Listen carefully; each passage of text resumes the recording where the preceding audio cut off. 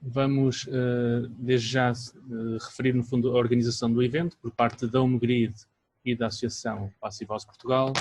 Queremos também começar por agradecer aos nossos media partners por nos ajudarem na divulgação deste e dos outros eventos que organizamos. Um agradecimento especial também aos nossos parceiros institucionais que estão envolvidos connosco a diferentes níveis, em termos de projetos, em termos de investigação e também na divulgação dos eventos da rede Passive House em Portugal. E um agradecimento final também aos nossos parceiros estratégicos, que é graças a eles que temos então estes workshops Passive House com uma vertente prática, na medida do possível, e que se pretende, no fundo, que haja aqui uma recolha de soluções aplicadas a um caso prático, que será certamente útil para quem está a iniciar-se na Passive House ou na procura de soluções adequadas à Passive House e para edifícios de elevado desempenho. Antes de iniciarmos, só referir aqui os próximos eventos que vamos ter. O curso Certified Passive House Designer, que vai iniciar-se já em setembro. Em outubro vamos ter a próxima edição do curso Certified Passive House Tradesperson, este com uma vertente mais prática para quem está em obra, quer acompanhar, construir ou fiscalizar a construção de edifícios. E vamos desde já então passar ao workshop número 1. Este é o programa geral dos 8 workshops, com 16 apresentações dos 16 parceiros estratégicos da rede Passive House Portugal. Vamos então iniciar o workshop 1. Já temos aqui presentes connosco o Vasco Pereira da Saint-Gobain e o Francisco Ferreira, também do grupo Saint-Gobain. Vamos então assistir à primeira apresentação por parte do grupo Saint-Gobain. Depois teremos a apresentação da Zehnder, que neste caso irá focar na questão da ventilação com recuperação de calor, e temos presente connosco o David Castro, que estará depois disponível para o esclarecimento das dúvidas e discussões, e para o período de discussão. Vamos entrar já, então, na apresentação do grupo Saint-Gobain, com soluções para a envolvente do edifício, envolvente opaca e envolvente transparente. Boa tarde a todos. Obrigado por estarem connosco nesta primeira sessão dos workshops Passive House de 2021. Obrigado e bem-vindos. Esta é a sessão dedicada a soluções Saint-Gobain. Saint-Gobain como parceiro e como parte interessada na Associação Passive House está sempre presente, procura estar sempre presente nestas iniciativas, que valoriza muito com grande importância e que acha que é um bom canal para também divulgar as suas soluções que se enquadram neste conceito. O meu nome é Vasco Pereira, eu sou responsável pela formação da Saint-Gobain Portugal. Tenho comigo o meu colega Francisco Ferreira, da Saint-Gobain Glass Solutions, da área do vidro. Olá, Francisco. Olá, boa tarde. Nós vamos partilhar aqui, enfim, eu falarei de algumas soluções para a envolvente opaca e o Francisco depois falará também de soluções para a envolvente envidraçada. O Francisco é um especialista nessa área, naturalmente. E, portanto, o tema que pretendemos trazer é apresentar algumas soluções do universo da Saint-Gobain para a envolvente de uma Passive House. Para começar, queria recordar, enfim, há pessoas a quem já fizemos esta introdução, outras que eventualmente não, explicar um pouco o que é o universo Saint-Gobain. Saint-Gobain é uma multinacional de origem francesa, enfim, já com mais de 350 anos, mas que tem atividade em todo o mundo, enfim, em todos os continentes, em várias áreas industriais, nomeadamente na área da construção. Em Portugal, em concreto nesta área da construção, o nosso negócio parte está agrupado, outra parte funciona de modo independente. Esta área dos materiais de construção que enquadra estas três marcas, Placo, que propõe soluções em gesso, Isover, soluções de isolamento baseadas em lã mineral, e a Weber, que trabalha soluções em argamassa e ETICS, estão todas agrupadas dentro de uma mesma organização designada Saint-Gobain Portugal, que é uma organização recente, enfim, tem 1 ano e pico de atividade sobre este formato. Também, trabalhando muito de perto com a organização dos materiais de construção, temos a área do vidro, que tem, enfim, 2 suborganizações, vamos dizer assim, a Saint-Gobain Building Glass, que produz e desenvolve soluções em vidro plano, e também a Saint-Gobain Glass Solutions, em Portugal, mais conhecida também pela designação Covipor, que transforma o vidro e comercializa vidro transformado, enfim, para utilização na área da construção. Também, no universo do Grupo Saint-Gobain, em Portugal, trabalha também a marca Leca, que produz argila expandida, enfim, e promove soluções baseadas em argila expandida, e parte da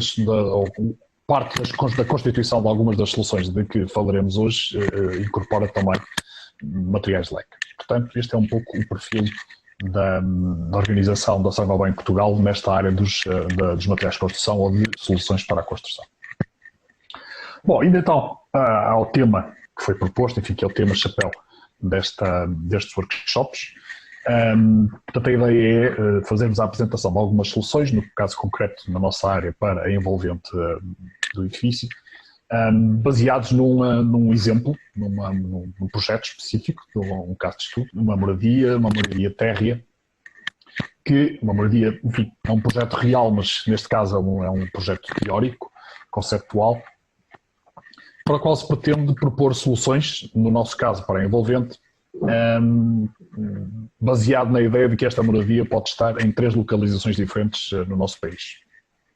Mais a norte, numa zona climática mais exigente do ponto de vista do inverno, em Bragança, numa zona intermédia, em Coimbra, e numa zona menos exigente, digamos assim, em Faro.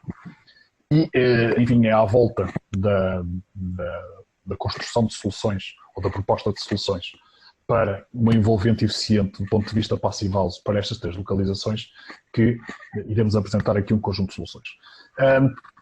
Sabemos que na área da envolvente do edifício há 3 parâmetros que são fundamentais, 3 princípios que são fundamentais. Um é naturalmente o isolamento térmico, portanto a eficiência do isolamento térmico, aqui representada pelo coeficiente de transmissão térmica das soluções.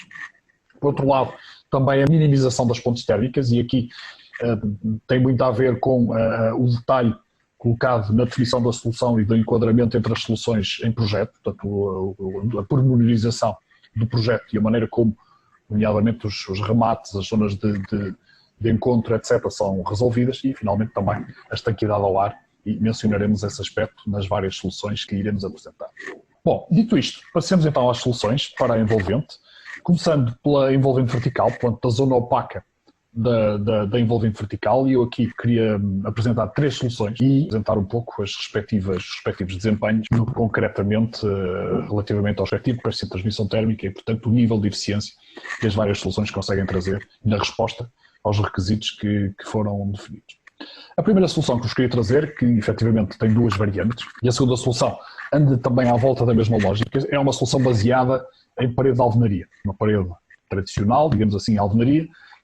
Neste caso, uma alvenaria construída usando argila expandida na sua constituição, portanto, blocos Leca, e no caso desta solução 1, associada a um sistema ETICS da Weber, designado por Weber Thermocomfort, que se caracteriza por utilizar como material isolante uma placa em lã de vidro. E, como sabemos, a lã de vidro tem algumas características específicas, nomeadamente o capítulo da resistência ao fogo e também da permeabilidade ao vapor d'água, portanto, a sua transpirabilidade, que transforma numa solução excelente no contexto dos sistemas éticos. As 2 soluções, ou subsoluções, partem da utilização de 2 tipos de bloco Leca diferentes.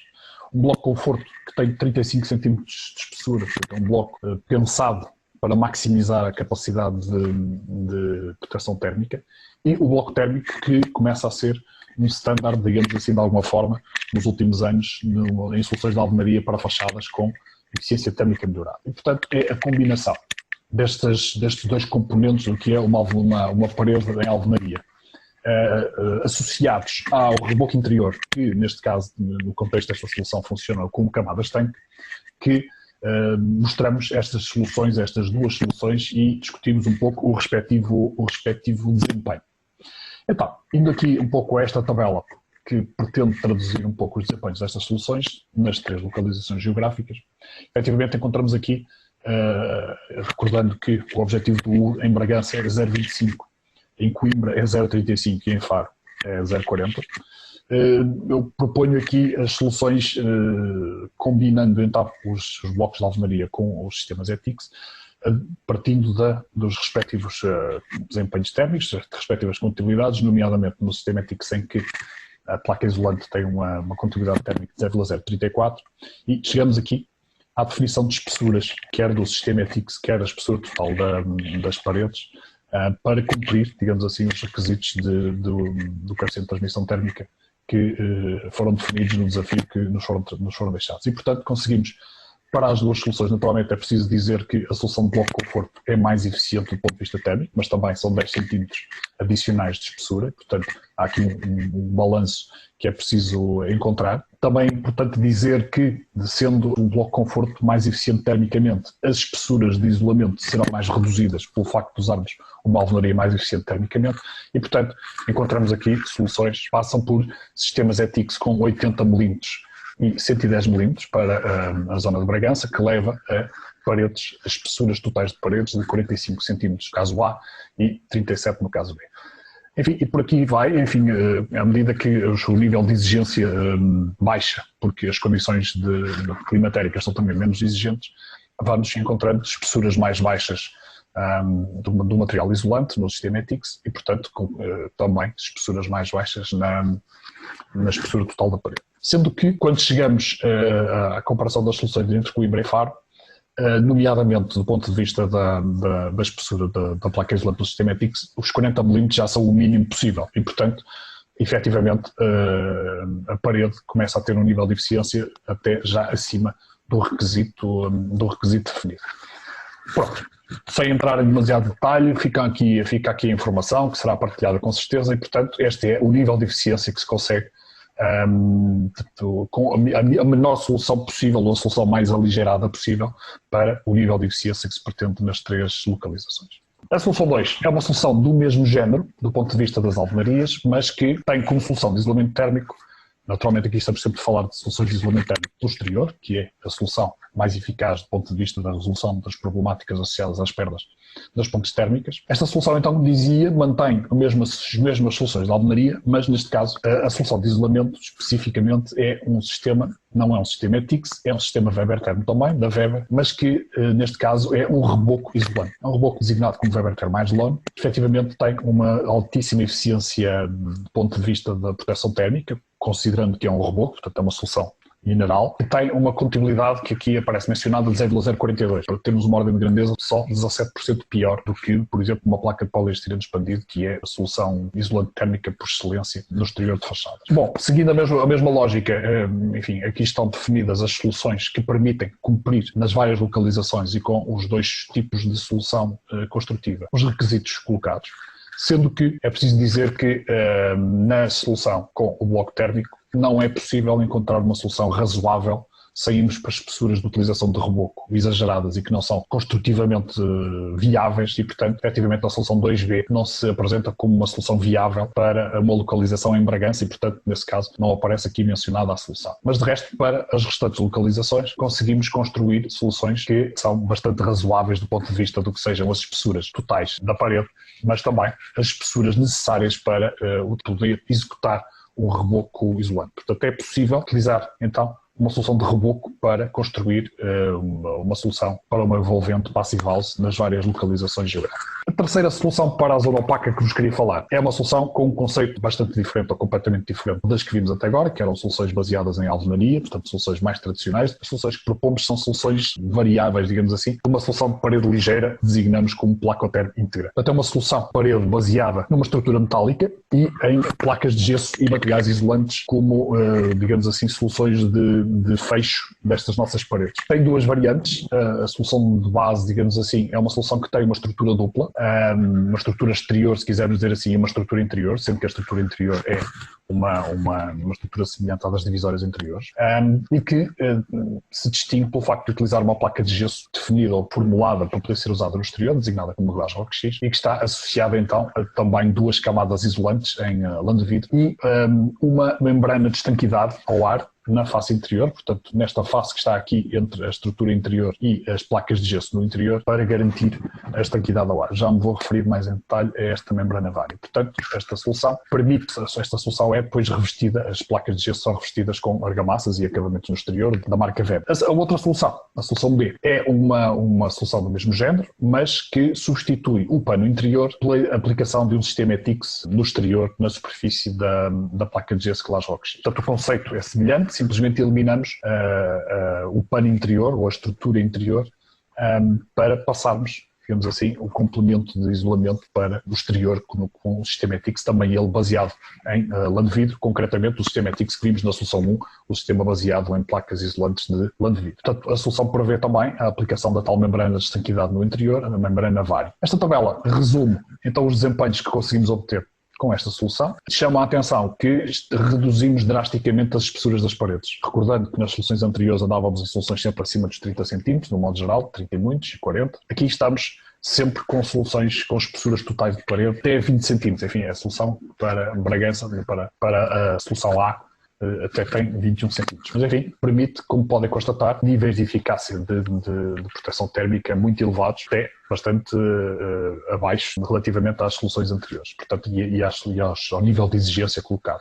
Porque, efetivamente, estamos aqui a trabalhar já com as espessuras mínimas disponíveis do material isolante, nomeadamente as placas de lã de vidro, portanto, efetivamente, os níveis de desempenho de proteção térmica destas soluções são muito elevados. Este tipo de construção aligeirada, vamos dizer assim, tem como contrapartida, de facto, as inércias térmicas consideradas para o cálculo da eficiência global são mais reduzidas, mas estas soluções, pelo facto de serem também soluções aligeiradas, permitem funcionar melhor quando necessitamos de aquecer rapidamente os espaços sem grande consumo de energia. Portanto, as soluções de baixa inércia térmica também conseguem trazer essa mais-valia de aquecimento rápido dos espaços e, portanto, quando são utilizações muito sazonais, digamos assim, mesmo ao longo do dia, quando só é utilizado a partir de X horas do dia, rapidamente se consegue aquecer o espaço sem utilizar demasiada energia que seria absorvida pela inércia dos materiais pesados, como seria o caso das duas soluções anteriores. Só um toque relativamente ao tal sistema Vario que vos falei, o sistema de estanquidade. Efetivamente é uma membrana da Isover, designada como Vario, que consegue proporcionar duas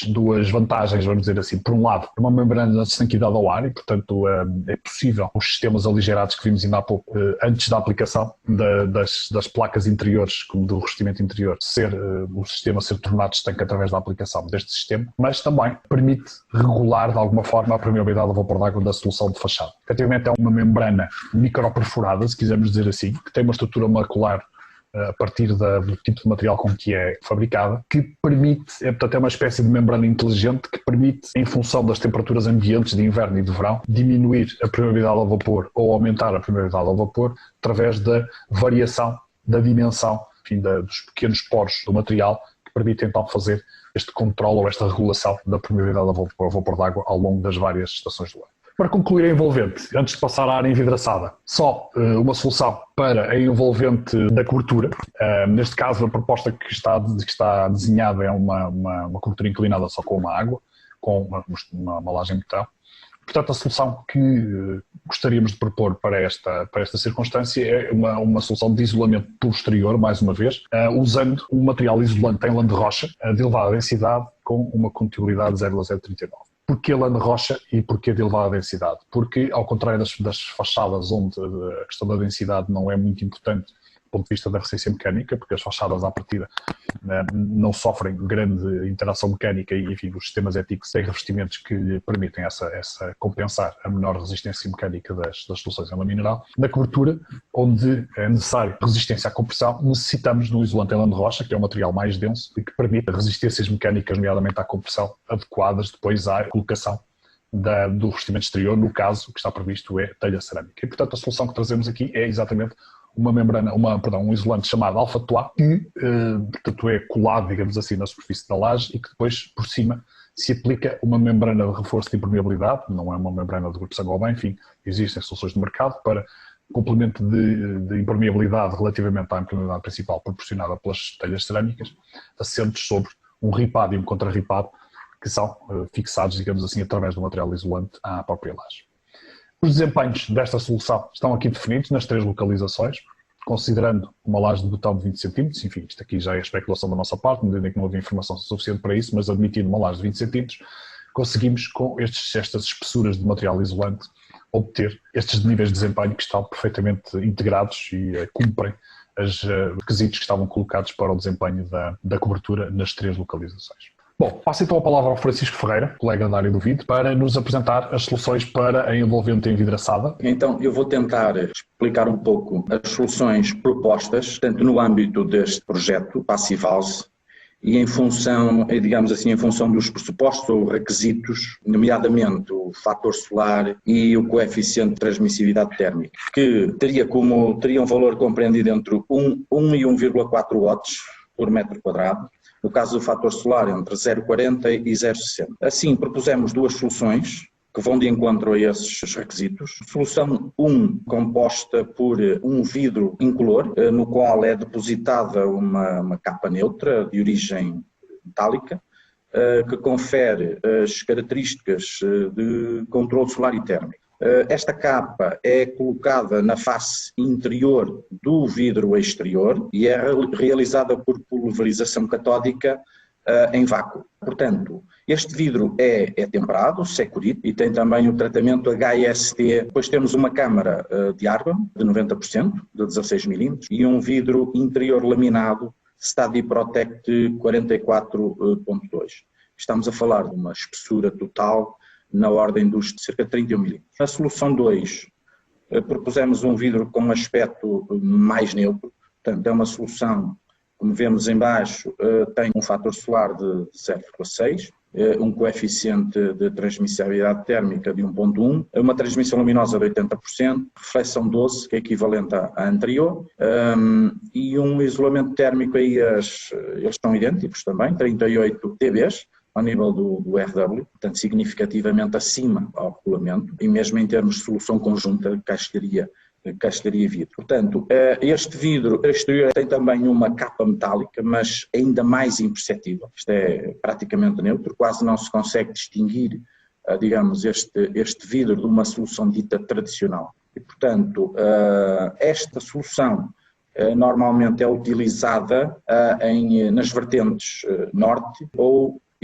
vertentes protegidas do sol. Quero ainda referir que todas estas soluções são compostas por vidros de segurança, ou seja, no exterior é um vidro temperado, de acordo com a norma, e no interior é um vidro laminado também, Protec. É tudo. Muito obrigado. Obrigado, Francisco.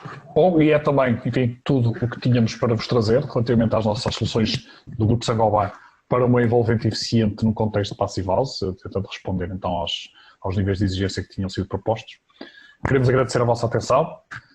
Ficam também aqui os contactos, o meu e do Francisco, das nossas áreas, e também aqui uma indicação de locais onde podem fazer mais pesquisa sobre soluções na área da Saint-Gobain, na área dos materiais e também na área dos vidros. Enfim, há muita informação disponível e também muitas ferramentas, nomeadamente na área do vidro, muitas ferramentas de cálculo e de apoio à definição de soluções, portanto ficam convidados a dar uma vista de olhos a toda a informação que o Grupo Saint-Gobain tem sobre a área do vidro. Muito obrigado, boa tarde.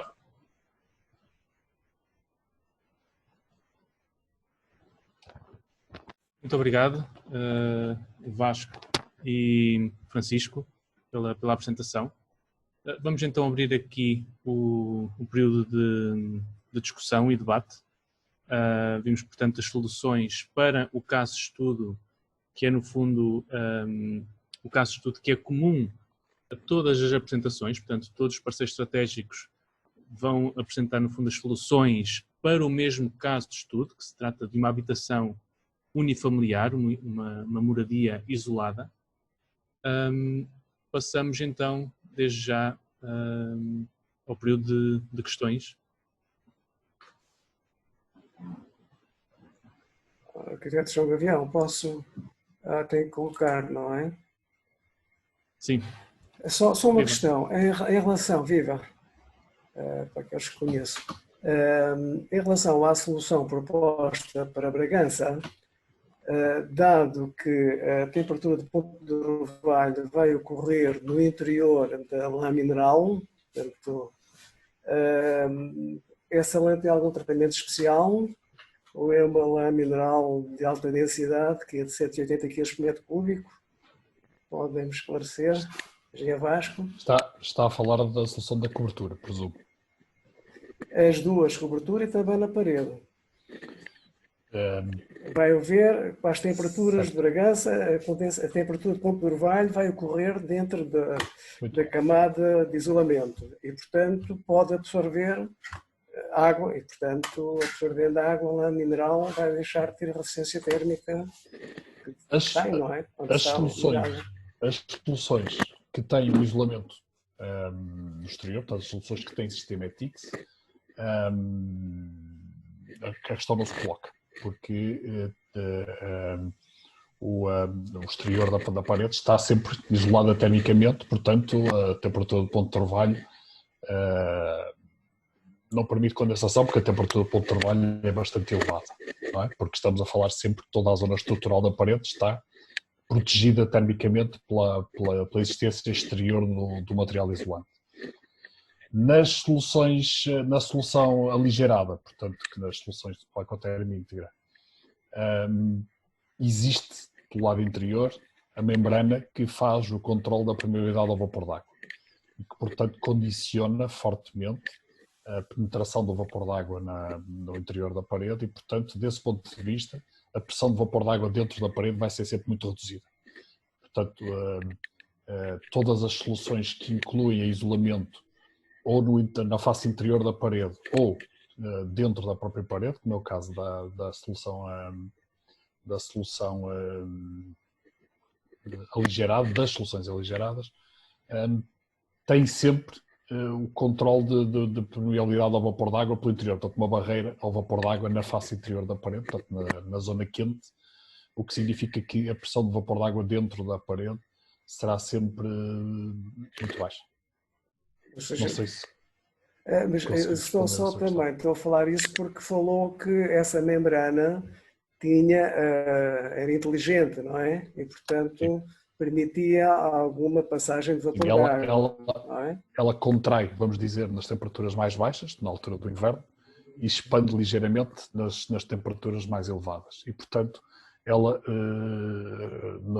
nas temperaturas de inverno, é uma membrana estanca ao vapor d'água. Portanto, a quantidade de vapor d'água que consegue atravessar essa membrana é muitíssimo baixa. Portanto, ela tem essa dupla função, por um lado estanquidade ao ar, que é necessária no conceito de passivose, mas também de barreira de vapor. Diga. Mas é uma membrana no interior, portanto é uma membrana, não é? Portanto é para vapor, está no interior. Se ela permite a passagem, eu não fiz aqui o gráfico, mas para Bragança nós temos, vamos supor que são 20 graus no interior. Vamos obter os 8 graus, para aí, que é a temperatura de ponto de orvalho, já dentro do próprio isolamento. Não é? Portanto, uma vez que ela permite essa passagem durante, a menos que não permita, a 20 graus. Não fiz, não é? Francamente, não fiz a simulação. Empiricamente, o que eu posso dizer é que o facto de termos sempre as camadas isolantes, enfim, as paredes aligeradas são fundamentalmente isolamento, não é? O que da espessura das paredes não é isolamento, é a placa de gesso na face exterior e as placas de gesso na face interior. E depois temos as estruturas metálicas pelo meio. Mas efetivamente toda a parede, a espessura da parede é praticamente todo isolamento, ou seja, efetivamente, volto a dizer, não fiz a simulação, mas fico curioso e vou tentar fazê-la. Eu tenho quase a certeza de que não se consegue fazer atingir o ponto de orvalho no interior da parede. Se calhar é melhor fazer. A questão que se põe vou fazer. Obrigado pelo desafio. É ela ser permeável. Se não fosse permeável, tudo bem, não é? Não, a permeabilidade é muitíssimo baixa. É praticamente uma barreira. Pronto, mas aqui eu lembro-me de algumas... Portanto, uma pequena permeabilidade vai fazer com que isso aconteça. Eu recordo de um trabalho que acompanhei com uma colega, sim, que não colocaram a barreira e depois a lã de vidro ficou completamente molhada. Com certeza. Com certeza. Não é? Tipo esponja. Com certeza. Portanto, que existe membrana. Por isso é que existe a membrana. Mas vou fazer a simulação. Obrigado pelo Se não fosse permeável, portanto, senão depois temos problemas. Ok, obrigado. Sim. Há aqui uma questão colocada no chat, que era para indicar a marca e o modelo da membrana que estavas a referir, Vasco, mas entretanto está aí no o Joaquim slide. Teixeira já respondeu, que é Isover Vario, certo? Pronto, e aqui no fundo é ela que tem exatamente a função de barreira para vapor do sistema. Okay? Sim. Pronto, que esta tem a particularidade de ter um valor de SD, que é no fundo o valor que permite aferir qual é que é de facto a capacidade que aquele componente construtivo ou aquele elemento tem de garantir essa barreira à difusão do vapor de água, tem um valor de SD variável, consoante as diferentes condições, tanto de verão como de inverno. Portanto, é, no fundo, essa a particularidade desta barreira, mas, no fundo, o seu comportamento e a sua função é de ser precisamente de uma barreira para vapor, sendo que depois já aqui... Força, Vasco. Não, ia só dar aqui um valor, que já que estávamos a falar do SD. Sim. O valor standard para o SD desta membrana é de 5 metros. Ok. A espessura dar equivalente de 5 metros. Pronto. Há um pormenor também aqui, que no fundo os elementos construtivos exteriores da própria parede terão de ter um valor de SD mais baixo, para que qualquer umidade que possa existir dentro do componente construtivo tenha tendência a sair para o exterior. Okay? Posterior. Bom, força. Duas questões. Relativamente ao sistema construtivo com o tijolo térmico, que é uma coisa que me faz confusão, a minha não é a área de construção civil tradicional, mas que me faz muita confusão, que é a abertura de roços pelo interior e não a colocação de uma parede em gesso cartonado, parede dupla ou algo do género. Mete-me confusão porque vejo muita obra com roços abertos, que depois, ou seja, estamos a tirar a resistência térmica e todas as coisas. E outra pergunta que também vai no mesmo sentido é, a vossa placa exterior, a placa do sistema Steel Light Framing, já pode ser utilizada na Light Wood Framing? Já fizeram... Está a falar em estruturas de madeira, é isso? Certo. Sim. Por complemento, ou melhor, a oposição, digamos assim, às estruturas metálicas. Certo. Sim, estas placas são muito usadas em geografias, vamos dizer, em latitudes onde as estruturas são fundamentalmente de madeira. Como sabemos, é fundamentalmente nas nossas latitudes mais a sul que estas construções aligeradas usam estruturas metálicas, mais a norte é muito comum usar estruturas de madeira e sim, estas soluções são muito usadas também em estruturas de madeira, portanto são igualmente eficazes em estruturas de madeira. Relativamente à questão dos roços, é verdade, a questão dos roços é uma questão muitíssimo relevante no que diz respeito às alvenarias. A sugestão que se faz é evitar ao máximo fazer roços nas paredes da envolvente, não é? Façamos os roços nas paredes interiores, portanto que não têm de facto essa dificuldade. Portanto sim, é importante mas é teoria, menos roços possíveis nas paredes da envolvente, sim. Mas que é? Mas tem massas próprias com componente térmica para enchimento de roços? Não existem argamassas. Existem argamassas para fazer, que fazem parte do sistema dos blocos aligerados.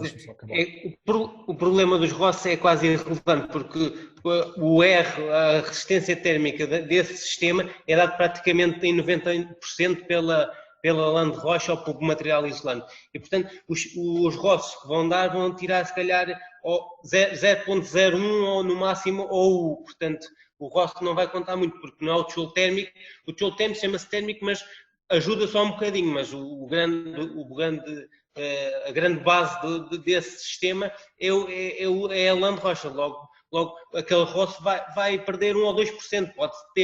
Pode-se ter outros cuidados, a fazer uma parede interna com placas de gesso e lãs e o que for, mas não é esse que vai contar, porque o que interessa é a resistência térmica do material isolante que fica por fora, seja por ETIC, seja por outro sistema. Portanto, só estou a dizer que isso é mais teórico do que um roço não vai perguntar praticamente nada, porque os 8 centímetros ou 10 da lã é que vai dar praticamente a resistência ao sistema. Sim, isso é fundamentalmente verdade, o que acaba de dizer, sendo que, apesar de tudo, na solução que... Portanto, havia duas soluções de bloco, se recordarão. Uma era o bloco térmico, efetivamente, mas outra era o bloco conforto, que são mais de 10 centímetros e com um desenho especificamente pensado. O bloco térmico, o bloco conforto consegue um U, se fizermos uma parede simples, o bloco conforto consegue um U de 0,50. Portanto, no regulamento antigo Casos, conseguia cumprir material os requisitos nas zonas menos exigentes.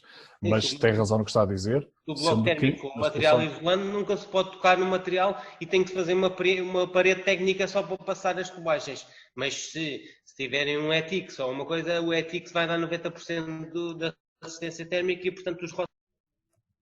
É verdade, estou de acordo. Ok, temos aqui tempo para uma última questão. Força, então, força. Posso intervir? Força, Eu tinha logo duas. Uma pus no chat, tinha a ver, tinha a ver com a resistência mecânica e com as capacidades de carga da placa isolante para a cobertura, ou seja, se ela é contínua ou se a placa é interrompida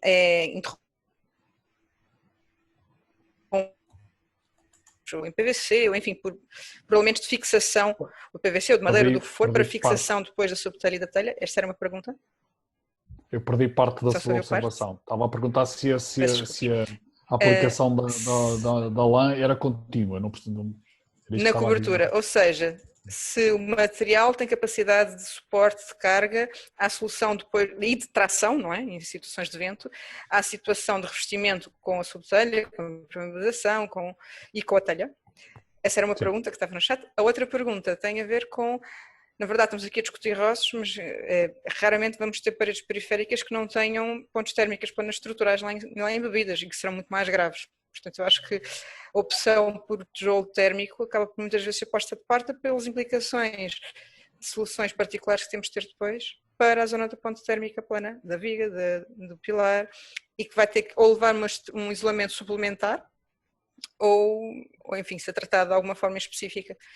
Não podemos contabilizar, não podemos fiar-nos tanto nas características térmicas da alvenaria quando temos, e na maioria das situações temos, perímetro com estrutura, em betão ou no que for.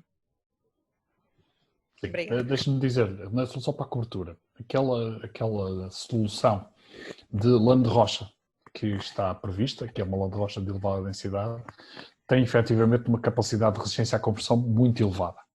Portanto, permite, de facto, o assentamento da estrutura e depois da cobertura em telha. A questão da tração. Qual é a densidade dessa lã?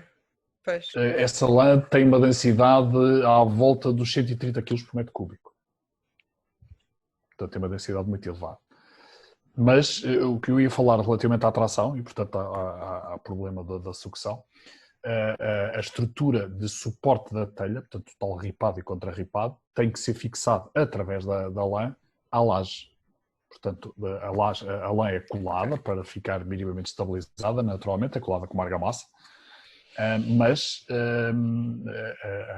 a resistência à tração da estrutura, portanto do sistema de cobertura, tem que ser dada através de uma fixação mecânica através da lã.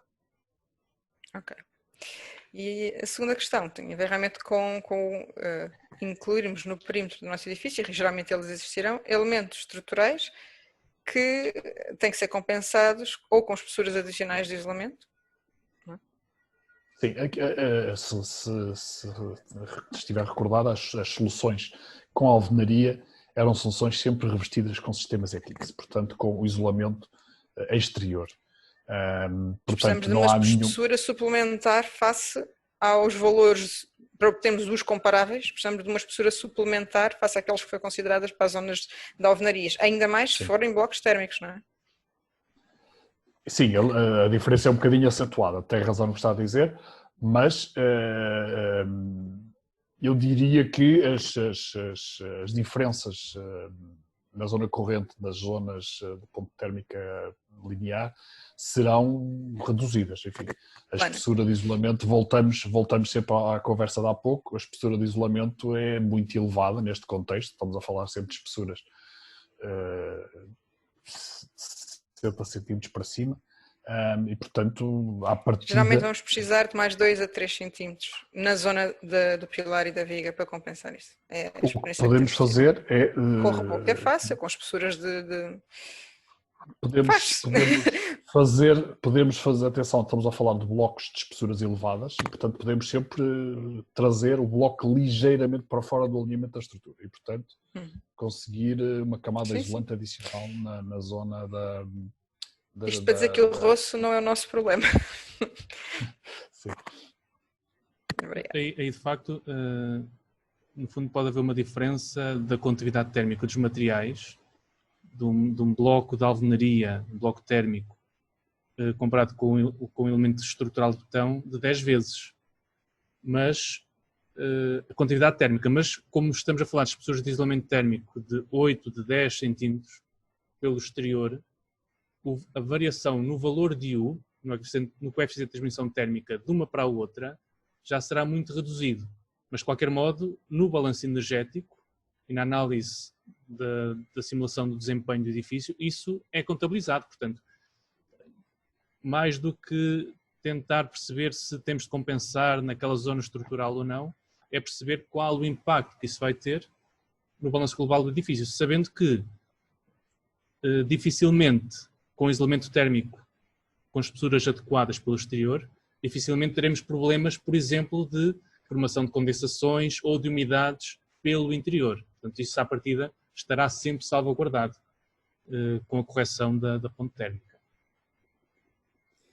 Então, só para terminar, eu não sou muito fã já agora, pronto, é uma solução das soluções com bloco térmico, porque se pensarmos num tijolo tradicional, um tijolo de 15 em termos de resistência térmica é exatamente o mesmo de 1 centímetro de XPS ou de EPS, e portanto tem muito a ver com a penalização construtiva. Chamo só a atenção, que não é do âmbito aqui agora desta ação, é que vai entrar em vigor para o próximo ano, portanto, na parte estrutural, os eurocódigos. E, portanto, aí vamos ter alguns problemas. Portanto, quem eventualmente depois vai ter que ver é que vamos aumentar bastante as espessuras dos elementos estruturais. Também não será por uma moradia, não é? Mas se tivermos edifícios com 6, 7, 8, 10 andares, aí podemos ter alguns problemas com paredes que se poderão aproximar, paredes de fachadas dos 50 centímetros de espessura. Portanto, chamo só a atenção para terem isso em conta, porque a meio do ano 2022 vão entrar os eurocódigos estruturais em vigor, não é? Nomeadamente por causa da ação sísmica.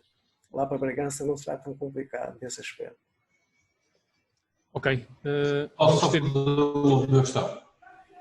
Uma micro-questão. Micro-questão, exatamente. E se calhar tem mais a ver consigo que com o resto. É que já não é a primeira vez que assisto a estes seminários, muito interessantes, e acho que na primeira conferência principal do ano passado se falou disso, de raspão, e é uma questão que se coloca em termos de conforto para, no meu caso pessoal, por exemplo, eu habito a um bloco de apartamentos, que é a transmissão de ruídos entre pisos. Ou seja, que normalmente é pela parte estrutural. Já que falamos de blocos e blocos térmicos e por aí fora, há alguma solução que consiga evitar ou minimizar essa transmissão de ruído / vibração entre digamos, os diferentes apartamentos de um bloco de habitação? João, se quiser eu posso dar uma ajuda. Isto vai ser um tema à parte, não sei. É só ruído de pressão. Porque é uma coisa que de facto é uma coisa que incomoda muitas pessoas e que vejo pouco debatida nesta. Mas não tem a ver com isso. Mas o ruído de pressão só se consegue resolver se tiver um elemento separador entre a laje de betão e depois a parte superior do acabamento. Exatamente. Uma solução do tipo de chão para chão flutuante resolve o problema. A colaboração é que eu queria chegar. É que ninguém fala nisso. Pronto, mas é uma questão de desligar a parte de assentamento do acabamento final portanto, com uma lajeta, agora depende se for acabamento em madeira ou pedra. Quem fala nisso são os homens ligados à cortiça. Tem que separar, exato. Há várias soluções. Sim, mas isso, respondendo uma micro-resposta é sim, é possível e resolve-se bem, não há problema nenhum. Exato. Num projeto de raiz, Imperal, Imperson. Num projeto de raiz isso obviamente é mais fácil, mesmo em reabilitação também é possível e temos casos já implementados em Portugal em que isso foi feito. Mas sim, é possível. Dar soluções para isso. Obrigado. Mas de facto é outra questão e é outro debate. Está tudo associado aqui à questão do desempenho dos edifícios. Pronto, eu quero agradecer ao Vasco e ao Francisco a disponibilidade. Eu sugeria que pudessem colocar mais uma vez o vosso contacto, Vasco e Francisco, no bate-papo. A apresentação estará depois disponível para todos os participantes, mas para já, se alguma questão ficou por fazer, poderiam colocar já diretamente ao Vasco e ao Francisco. Uma vez mais, muito obrigado. Vamos passar já de imediato à seguinte apresentação e última deste primeiro workshop. E vamos ter a apresentação então do David Castro, da Zender, portanto, delegado da Zender para Portugal e para a Galiza, que vem no fundo apresentar as soluções para ventilação com recuperação de calor. Olá, bom dia. Começo com apresentar-me. Eu sou o David Castro. Como alguns de vocês conhecerão, eu sou o delegado da Zender para Portugal. Vou ser o orador deste workshop focado à ventilação dentro de uma moradia Passive House. Como em todos para dar continuação a outros workshops que já temos feito, gosto de começar sempre recordando por que estamos a ventilar, não? Para passar brevemente por este ponto, para ter mais tempo na fase de cálculo, recordar que a ventilação é uma necessidade que começa com a melhora das construções que estamos a despegar hoje em dia, não? Estamos a fazer cada vez espaços interiores mais estancos, mais herméticos, melhor isolados. Então, digamos que a qualidade do ar interior passa a estar mais limitada, desaparece o volume, o ar por infiltração. Então, colhe muita importância os sistemas ativos que permitem fazer a renovação do ar interior para manter os indicadores de qualidade. Pode ser CO2, umidade, partículas no ar, etc. Como dizia ao começo, este workshop vai estar mais enfocado na fase de cálculo, na fase de desenho de um projeto, e vamos a desenvolver como é que seria o processo desde o começo para a definição do sistema de ventilação para esta moradia que temos aqui, não? Então, em todo o projeto, partimos sempre de uma planta da própria moradia, onde podemos perceber, onde podemos diferenciar a utilização de cada quarto, tanto pela parte do regulamento oficial português como pela parte dos estándares Passive House. Em função da utilização do quarto, teremos a obrigatoriedade de fazer insuflação de ar novo ou fazer extração de ar viciado. Por exemplo, nesta moradia, estamos a detectar quartos secos para fazer insuflação de ar novo. A sala comum, escritório, os 3 quartos. Teríamos depois, no meio destas 2 definições que acabamos de fazer, teríamos um quarto, ou 2 quartos aqui, que poderíamos considerar quartos comodim, quer dizer, que poderíamos jogar ao final do cálculo. Se temos interesse em fazer extração ou temos interesse em fazer insuflação, para deixar o sistema equilibrado. Todo o sistema de ventilação com recuperação de calor tem que ser equilibrado para que a recuperação seja de alta eficiência. Deste modo, estaremos a insuflar a mesma quantidade de ar que estamos a extrair. Bem, uma vez diferenciados os quartos, que lhe faltaria os quartos úmidos, como podem ser as casas de banho e a cozinha, esses quartos não têm interpretação, são quarto úmido, portanto, corresponderia a extração de ar viciado. Uma vez chegado a este passo, entraríamos no que é a folha de cálculo.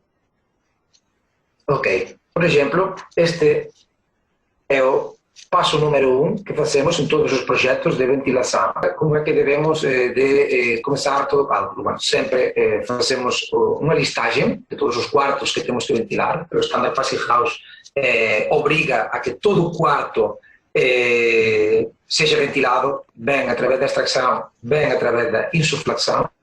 Então, começamos com uma listagem dos quartos que disponhamos na moradia, com o pé direito e com a sua superfície. Deste modo que obtemos um volume, obtemos um número que vai ser o volume total da moradia que necessitamos, que temos necessidade de ventilar.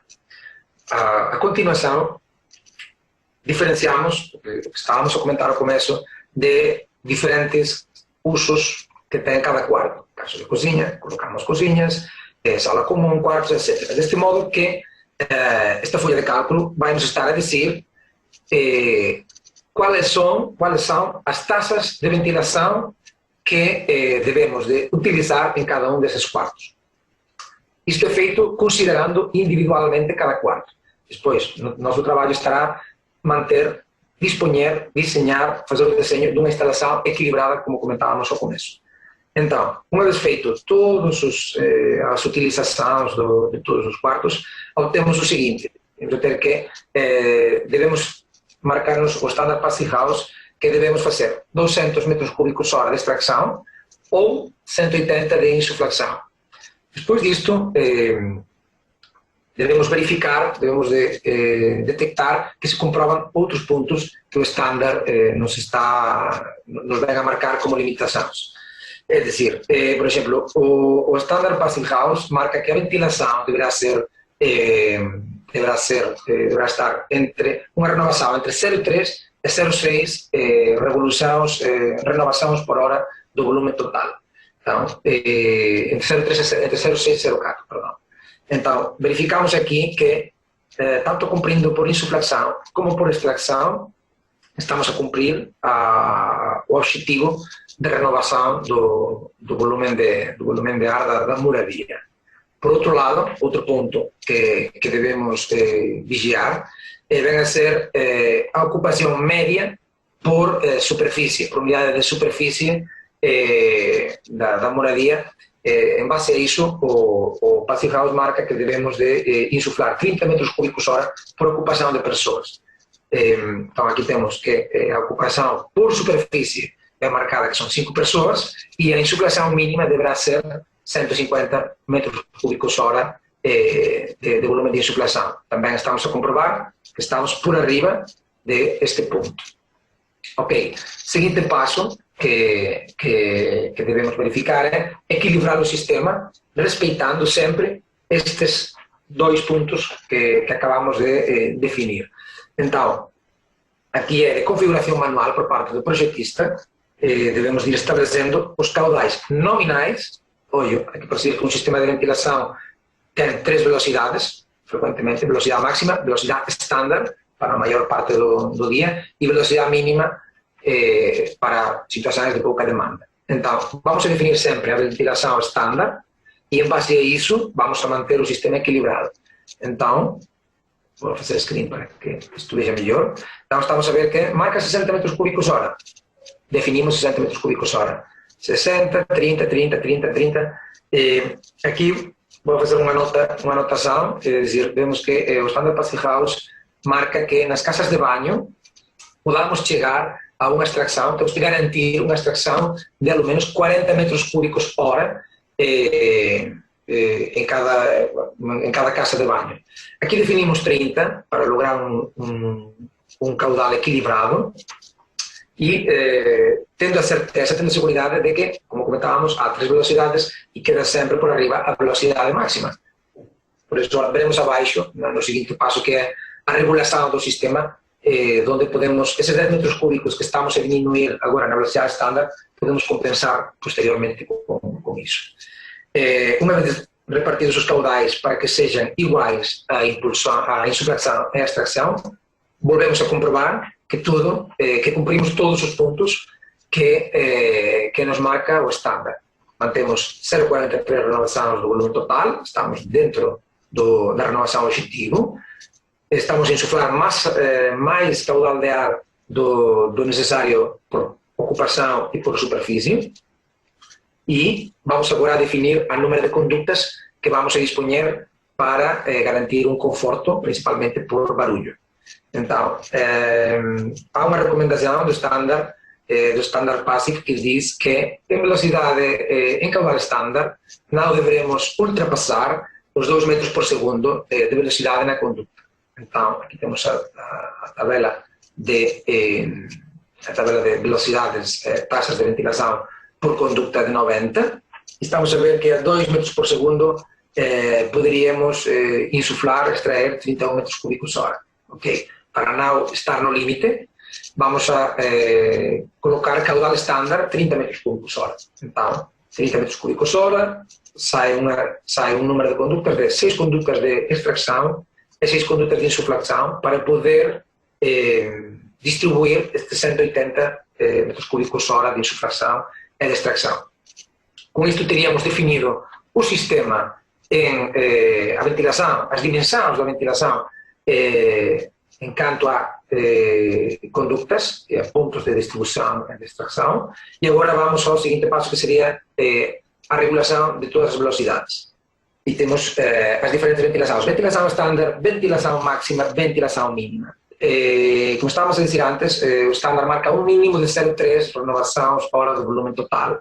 Então, em base a isso, é o volume da moradia, estabelecemos que o caudal mínimo por conduto para regular o sistema a essas 0,3 renovações hora e a essa distribuição de 6 condutas, deve de ser de 21 metros cúbicos hora, e ao mesmo tempo, para chegar ao caudal máximo, por pressão disponível, não é recomendável ultrapassar 50 metros cúbicos hora por conduta. Por isso, definimos 50 metros cúbicos para chegar a um caudal máximo de 300 metros cúbicos hora e estar em torno a 0,72 renovações de volume de caudal máximo. Deste modo, temos um sistema definido para 3 situações: situação de baixa demanda, situação estándar e situação de modo excepcional, modo party, modo festa, como queiramos definir. E temos definido o recuperador ao mesmo tempo. É dizer, este sistema levará um recuperador, um Q350, para poder chegar aos 300 metros cúbicos hora de caudal máximo, e um sistema de distribuição de 6 mais 6 condutas de insuflação e extração. Então, o seguinte passo, após isto, é fazer o detalhe, o orçamento do que é da instalação. Não? Então, vou partilhar.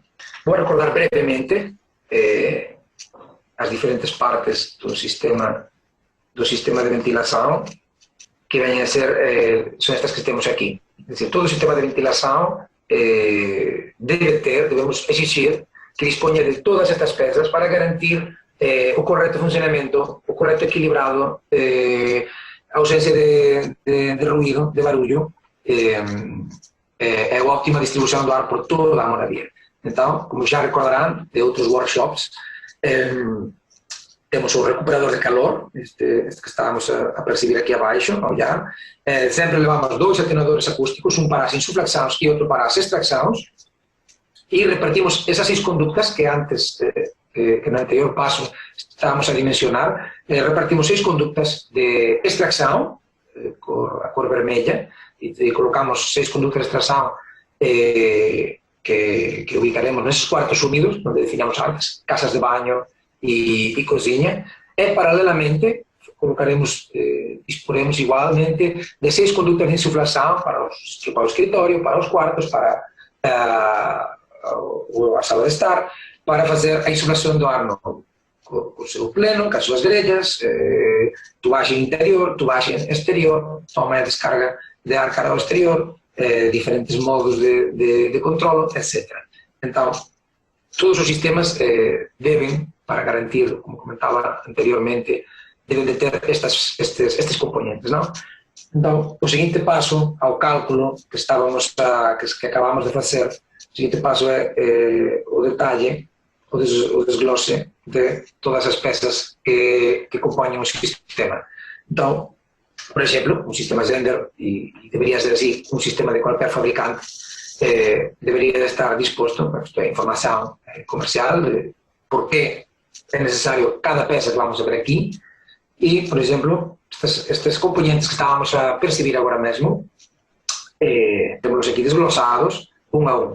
A conexión de aspiración con el recuperador, el propio recuperador de calor, o atenuador acústico co seu distribuidor e a súa ligação ao recuperador de calor, tubagem interior, O-rings para garantir a estanquidade, plenos para garantir a redução do caudal, do fluxo, da velocidade de ar, da velocidade de ar na entrada dos quartos e evitar desconforto por correntes de ar, elementos terminais, grelhas de insuflação, grelhas de extração, grelhas exteriores, é muito importante, comissionamento por parte de um técnico oficial do fabricante para garantir que cumprimos com todos esses passos que acabamos de definir previamente, que todos esses passos estão corretamente executados, corretamente equilibrados ao final da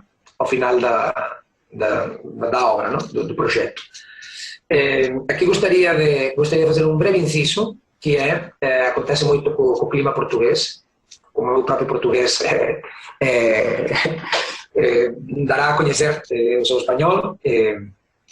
Na Portugal acontece muito que é um clima muito úmido.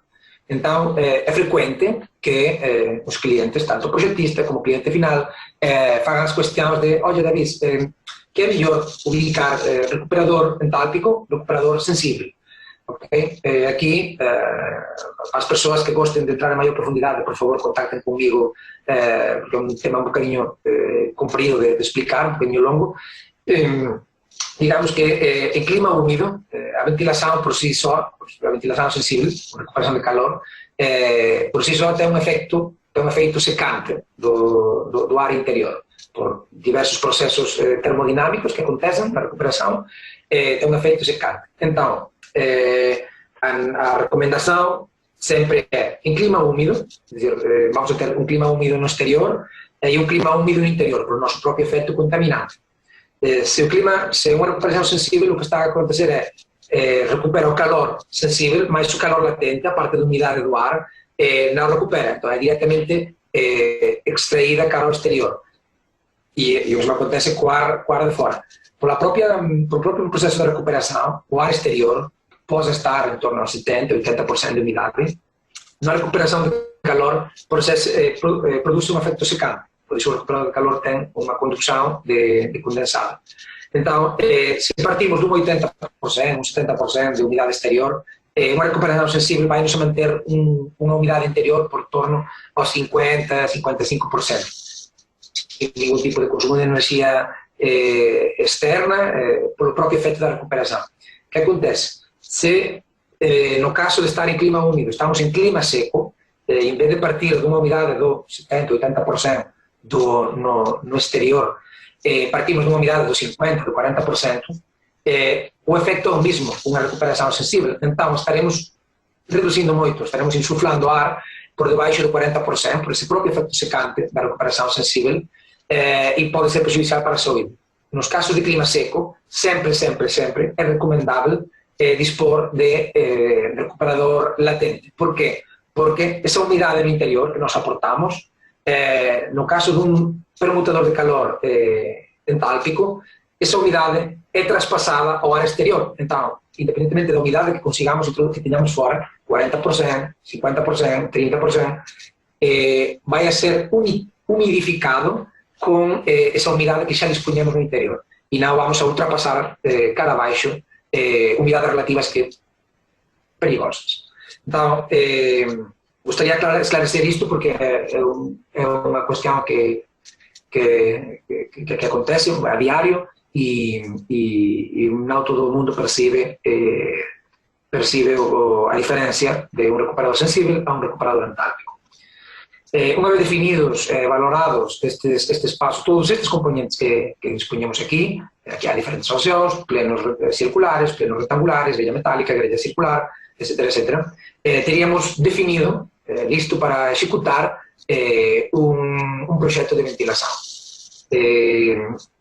Ata aquí esta breve exposición, desculpas se saltei algún paso, mas deixo aquí meus dados de contacto para poder esclarecer en maior profundidade calquera destes puntos brevemente comentados neste workshop.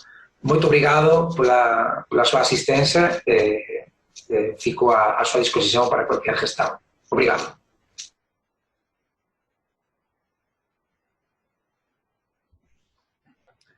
Obrigado, David. Já estás aqui presente conosco. Boa tarde, David. Boa tarde. Olá, David. Vamos então abrir desde já o período de discussão e debate sobre a apresentação da Zehnder relativa à ventilação com recuperação de calor para este caso de estudo, que penso que foi uma excelente apresentação. Portanto, podem fazer as vossas questões, colocar as vossas questões ao David. Posso pôr uma pergunta? Força, força.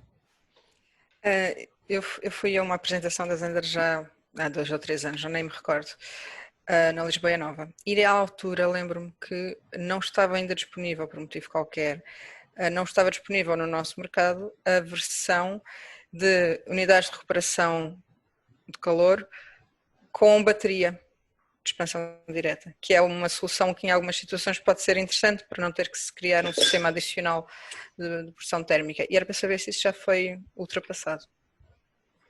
Lamento dizer que não. Como alguns de vocês, ao melhor temos discutido, a Zehnder Group é um grupo internacional que está disponível em, acho que 70 países, aprox. Então, cada país é uma questão que ultrapassa das minhas responsabilidades cara arriba, desconheço o motivo. Cada país, em função de onde esteja desenvolvido o projeto dessa solução, cada país tem, digamos, não todas as soluções da Zehnder estão disponíveis para todos os países. Isto é a realidade, é assim. Por exemplo, o caso que você comenta, acho que leva o nome de Confobox Apart, que está ligado ao recuperador a um módulo de expansão direta, leva umas ligações para a condensação. A informação que eu tenho é que estão a trabalhar, havia um problema, há um problema no controlo, não funciona, digamos que a meio caudal do que permite mover o recuperador que está associado a essa bateria de expansão direta, a meio caudal há problemas de funcionamento, de rendimento. Então, se eu tenho conhecimento, houve um freno nesse sentido por causa de que estavam a acontecer problemas que não tinham de momento resposta para isso. De todos modos, eu gosto sempre de fazer uma reflexão importante de cara a integrar sistemas de ventilação com sistemas de climatização, que muitas vezes os projetistas gostamos, que eu sou projetista de profissão, mas agora estou na Zehnder, gosto de fazer a seguinte reflexão. A ventilação tem, podemos dizer, tem 2, 3 objetivos principais. mas depois podemos engadir funcionalidades cara arriba, todas as que podamos imaginar. Diferentes tipos de controlo, diferentes aplicações dentro de onde coloquemos as grelhas no mesmo quarto, etc. Mas o objetivo principal é renovar o ar, manter a energia que temos dentro da moradia, é filtrar o ar. Não? Se abrimos a janela, o ar não existe filtrado. Então, pode ser um grande apoio, pode ser um grande complemento a um sistema de climatização, de calefação. Apenas em contados casos pode ser o único sistema de aquecimento, de refrigeração de um projeto e deve ser concebido assim. Há que pensar que numa conduta de ventilação estamos a mover ar por volta de 1,5 metro, 2 metros por segundo. Qualquer conduta de climatização move ar por volta dos 7,5, 6, 7,5. Estamos a falar de 3 vezes mais, 3 vezes maior capacidade de transmissão de calor. Então, é importante reflexionar sobre isto, porque, obviamente, todos gostaríamos de, com um sistema, abarcar todo, mas compre de ter muito cuidado, muita precaução com isso, porque, embora é um grande complemento para épocas intermédias, é possível que uma ventilação com um apoio térmico possa cobrir as necessidades, perdão, mas como sistema único eu gosto de pedir precaução. Encantado de vender, mas gosto de pedir precaução. Ok, mais alguma questão? Aqui no chat foi colocada a questão que referiste na apresentação, mas é aqui repetida novamente. Qual é o tipo de recuperador mais adequado em climas secos? Em climas secos, a recomendação, diria que a obrigatoriedade, mas obrigar hoje em dia é praticamente impossível, a obrigatoriedade é de clima, ou seja, de recuperador entálpico, para poder recuperar essa parte da umidade que estamos a fazer. Eu comentava, comentava o Marcelino há um mês que, por exemplo, a Galícia é um clima úmido e o mais frequente é dispor de recuperador sensível, mas há algum projeto com recuperador entálpico e não quer dizer que seja negativo para um clima úmido. Mas, por exemplo, uma experiência real que temos feito é que, por exemplo, se um dia de umidade, como comentávamos antes, que podamos ter no exterior 75%, 80%, vou dizer dados reais recolhidos no recuperador. Recuperador sensível, partíamos de 80%, mantinha uma umidade interior 50%, 52%. Recuperador entálpico, mesmo clima úmido, partíamos de 80%, mantinha uma umidade interior por volta dos 60%, 65% de umidade. No mês de abril, tivemos aqui na Galícia apenas 2, 3 dias muito secos, de uma umidade a 50 metros do mar, umidades de 50%, 46%, chegou a baixar em algum dia. Então, esses dias de 46% no exterior, o recuperador é sensível, uma Confeir Q350, comparando o mesmo tamanho do recuperador, estava praticamente, baixava 2%, quer dizer, fora, tínhamos clima seco 46%, estava por volta de 44%, 43%, é dizer, um recuperador sensível tampouco, não é um deshumidificador infinito, é dizer, aportamos 30% de umidade, vai deshumidificar 5%, não? Quanto mais seco, menor capacidade de deshumidificação. E, por exemplo, com esses 2 dias de 45%, 46% de umidade no exterior, o recuperador entálpico mantinha no interior 50%, 51%, por essa causa que comentávamos antes de a nossa própria atividade, cozinhas, os banhos que podamos ter dentro da casa, aportam umidade no interior. Essa umidade, no intercâmbio da permutação de calor, é ultrapassada cara ao ar mais seco, que é o exterior, e mantemos na parte interior da moradia. Não? Estes são dados objetivos e medidos apenas há um mês e meio. Okay. Obrigado, David. Obrigado. Mais questões? Força, professor. Questão. Só é a diferença de preço entre um recuperador sensível e o entálpio. Possivelmente estamos a falar em mais 30%, não? 40%, é mais caro. Sim, não chegou a 40%. Acho que, posso dizer, coisas do direto. Um bocadinho. O que em Portugal pode não ser conveniente, não é? Desculpa, dizer, acho que é um 30%. Vou dar um dado objetivo.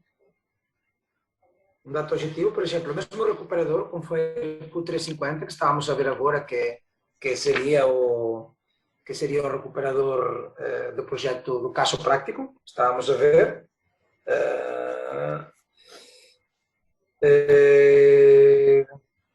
Estamos a falar de, por exemplo, recuperador como foi o Q350, isto é sempre preços de tabela, hein? Olha, não quero assustar a ninguém aqui no workshop.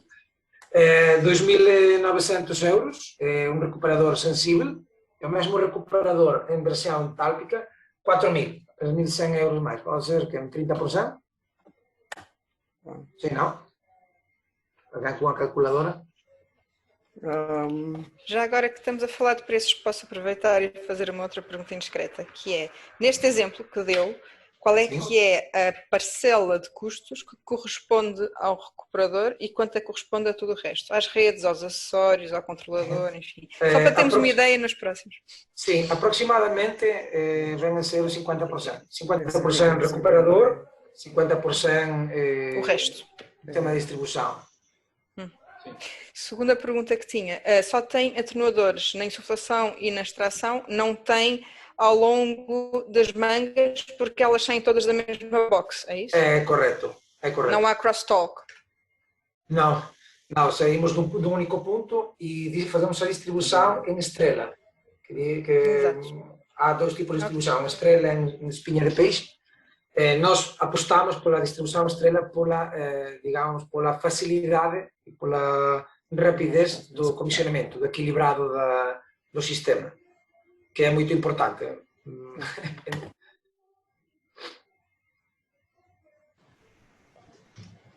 Ok. Mais alguma questão queiram colocar ao David?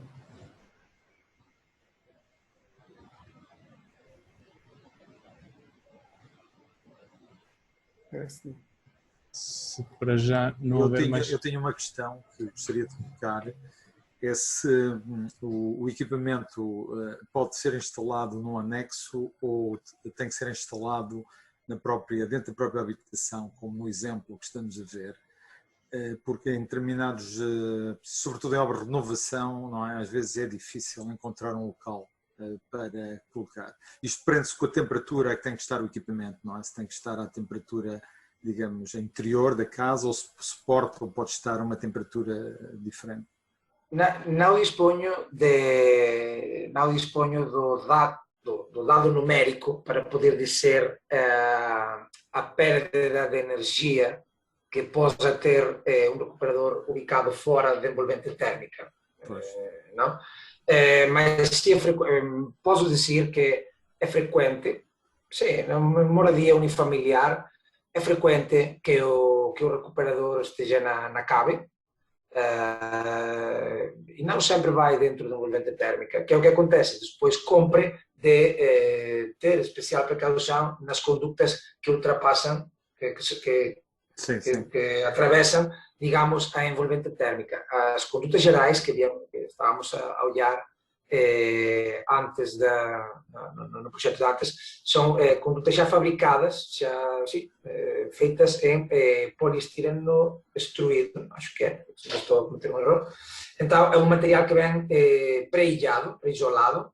Então, é exatamente o mesmo material que de que está feito o recuperador de calor pelo seu interior. Então, temos em todo momento continuidade de um material com a condutividade térmica baixa, desde o ponto exterior, na grelha que tenhamos a missão de ar, até o ponto interior onde fazemos insuflação ou fazemos extração. Eu até o momento não tenho constância, não tenho registro de mal funcionamento, digamos, do sistema de recuperação de calor por equipas ubicadas fora de envolvente térmica.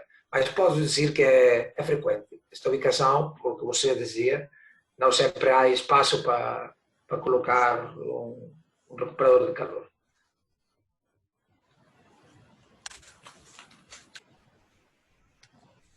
Ok. Não sei se há mais alguma questão. Se calhar podemos fazer aqui então o encerramento deste primeiro workshop. Quero agradecer uma vez mais a apresentação e a disponibilidade do David Castro. Obrigado, David.